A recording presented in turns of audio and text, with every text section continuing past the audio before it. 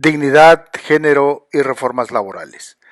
El neoliberalismo puede tener diversos nombres. Algunos inducen a pensar en un carácter inflacionario o con nombres que invoquen la pura aplicación de una estabilidad monetaria o benefactora. Y en realidad, el resultado de su aplicación en Latinoamérica ha dejado desempleo, despojo, depauperización del medio ambiente, precarización e inestabilidad laboral, jornadas discontinuas y un proceso total de retroceso en algunas conquistas laborales, las que por acción refleja deja un empleo precario en donde se propician ambientes laborales que hacen recurrentes la ofensa a la dignidad humana, a la desigualdad laboral y a la falta de equidad de género. Las actuales reformas laborales han sido intentadas en México desde hace más de 30 años. Con ello, se ha perdido la esencia protectora de la ley.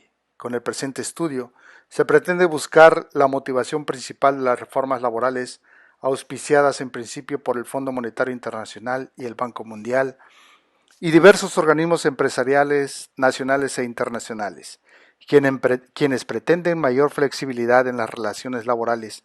Asimismo, con las nuevas relaciones laborales, auspiciados por organismos empresariales y por grupos de tentadores de la riqueza, incrustados en la cúpula política, ponen en entredicho la flexibilización de las leyes y a la igualdad de oportunidades entre hombres y mujeres.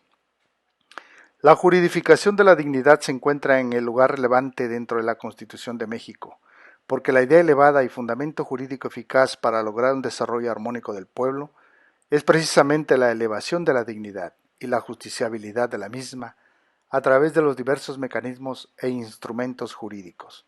Cabe señalar que la relación entre el Estado de Derecho y la democracia se han calificado como una relación evidentemente política, en el sentido que el primero desempeña el papel de instrumento que sirve para encauzar las distintas opciones adoptadas por la sociedad. Pero sin la democracia no existe la paz anhelada por los pueblos. Democracia y paz son dos instrumentos necesarios para que se garanticen los derechos humanos. Por ello, la política es el quehacer social y democrático para alcanzar la calidad de vida digna, que aspira a la filosofía de los derechos humanos.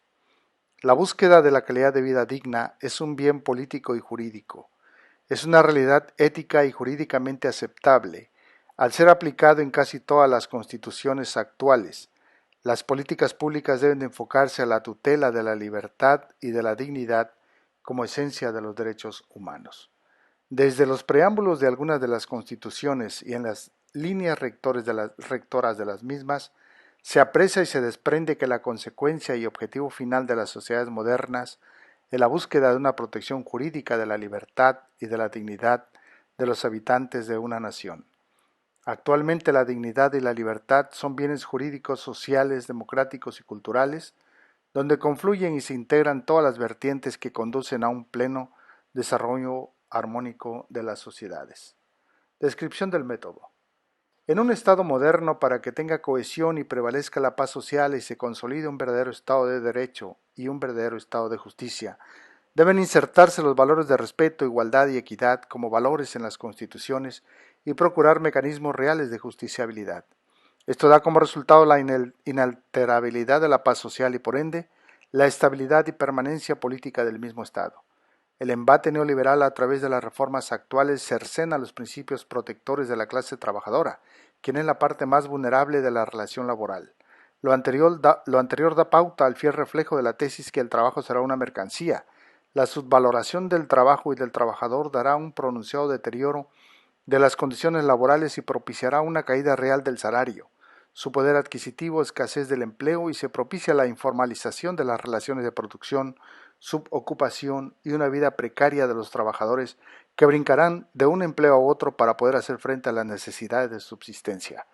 La flexibilización de las relaciones laborales y de la justiciabilidad de las mismas tiene como intención dejar más vulnerable a la parte más débil de las relaciones productivas, todo esto en aras de una mejor productividad. Las reformas implementadas implican un cambio drástico en las relaciones laborales, ya que serán jornadas discontinuas, inestabilidad, sin derechos de antigüedad ni de prestaciones. La intención de la reforma o de la flexibilidad en la ley es quitar la esencia proteccionista sobre la parte más débil o más desprotegida de la relación laboral, siendo el trabajador y de alguna manera legaliza la desigualdad de género. La aplicación de las reformas dará un duro golpe al poder adquisitivo de los trabajadores, será un verdadero golpe a la estabilidad laboral, se podrá despedir unilateralmente al trabajador y dentro de las reformas en el proceso laboral, éste tendrá que acudir a los juzgados laborales, el proceso será dirigida por un juez laboral quien tiene la obligación de juzgar con perspectiva de género. Por el reconocimiento de los derechos humanos a partir de la reforma del artículo primero constitucional, se dio la metodología que debe emplear el juzgador al impartir justicia. Esto es, según la tesis de jurisprudencia primera J22, 2016, publicada en la Gaceta del Semanario Judicial de la Federación, décima época, tomo 2, libro 29, en donde comenta que para el acceso a la justicia sea en condiciones de igualdad, sin discriminación, con estricto apego a los derechos humanos y con una cultura de perspectiva de género, evitando la violencia, la vulnerabilidad, el juzgador debe aplicar metodológicamente los siguientes principios rectores.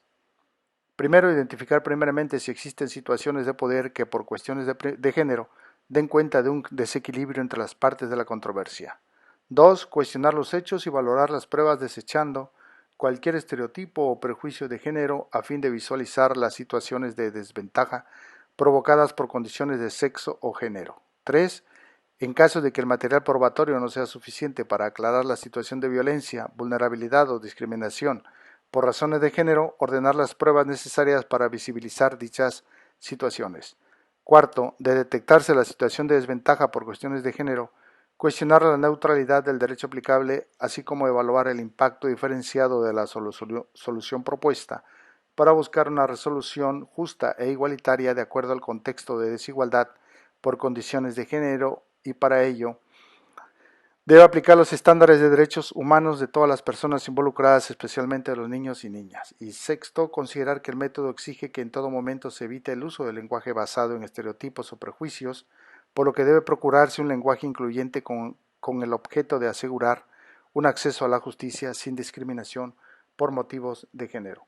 Esta jurisprudencia, así como la Constitución, los tratados internacionales y los protocolos de actuación editados por la Suprema Corte de Justicia de la Nación, son las directrices que tendrán gran protagonismo dentro de la salvaguarda de los derechos humanos, de la dignidad de la persona, de la equidad de género en los nuevos juicios laborales. Metodología. Se analizarán las jurisprudencias emitidas por el máximo Tribunal Constitucional de la Suprema Corte de Justicia de la Nación con respecto a la metodología y valoración del juez en los conflictos en donde tendrá que juzgar con perspectiva de género, con prudencia y con justicia. Se analiza la forma en que el juzgador deberá aplicar la metodología contenida en la anterior jurisprudencia, así como considerar la construcción social y cultural en lo referente a lo que es femenino y a lo que es masculino, argumento que escribe en la tesis primera 27 del 2017, publicado en la Gaceta del Semanario Judicial de la Federación. Pero el imperativo principal de este estudio es revisar metodológicamente el marco normativo de la nueva impartición de justicia laboral y sus implicaciones en la vulneración del debido proceso. Y lo anterior se realizará a través del método de la argumentación jurídico-racional y de la instrumentación y uso de la filosofía del derecho.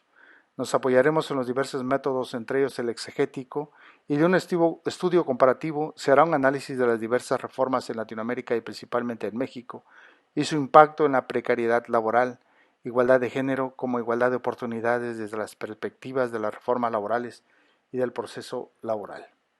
Conclusiones. El embate neoliberalizador ha llevado a una verdadera crisis del trabajo. Aplicando la especialización flexible, desregulando las relaciones laborales y sindicales, esto lleva a una ofensiva que se realiza en un paradigma ideológico, neoliberal, tendiente a modificar profunda y radicalmente las relaciones de producción de la sociedad y del capital. La intención de estos embates neoliberales es atomizar al trabajador, volverlo individualista, dentro de una aparente libertad individual y de oportunidades. Se borra de tajo la conciencia social de trabajadores que dio origen en un principio a la génesis del artículo 123 constitucional.